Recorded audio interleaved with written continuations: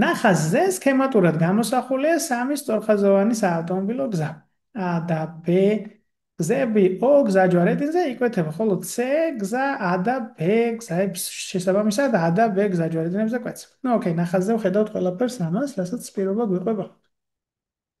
ცნობილია, რომ A და B გზები ერთმანეთთან მართკუთხედს ქმნიან და მოკლედ ნახაზზე ვხედავთ აქ 3 და 4 კილომეტრი გვაქვს, რა მანძილითაა დაშორებული O გზაჯვარედინი C გზიდანო. ესე იგი, როგორ შეიძლება ჩვენ ეს ამოცანა გავაკეთოთ? ჯერ პითაგორას თეორემით და ზეპირად პითაგორას რიცხვებით ხვდებით, რომ AB მონაკვეთი არის 5-ის თორ. რაც თავის მხრივ ნიშნავს იმას, რომ ამ მართკუთხა სამკუთხედის ფართობი ერთი მხრივ არის 3 × 4 გაყოფილი 2-ზე, მნიშვნელობის ტოლი და მეორე მხრივ ეს ჩვენთვის საინტერესო O-დან დაშვებული სიმაღლე გამრავლებული ჰიპოტენუზაზე 5-ზე გაყოფილი 2-ზე. რა მანძილითაა დაშორებული O-დან AB უმცირესი მანძილი?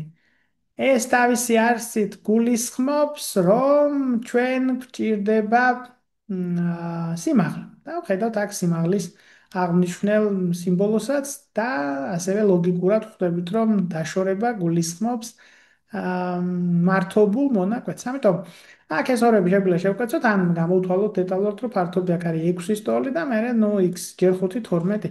მაგრამ რა გამოდის, ნახე?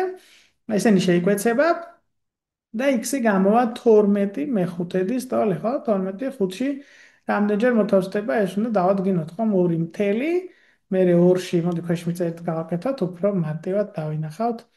ესე იგი 2-ჯერ მოთავსდება 10 2 მძიმე 0 4 2.4. 2.4 არის კილომეტრი, 2.4 კილომეტრი ას ნიშნავს? ხო, ესე 2 კილომეტრი და 0.4 0.4 კილომეტრი თავის მხრივ 400 მეტრი, ამიტომ ეპასუხზე გავდივართ. 2 კილომეტრი და 400 მეტრი.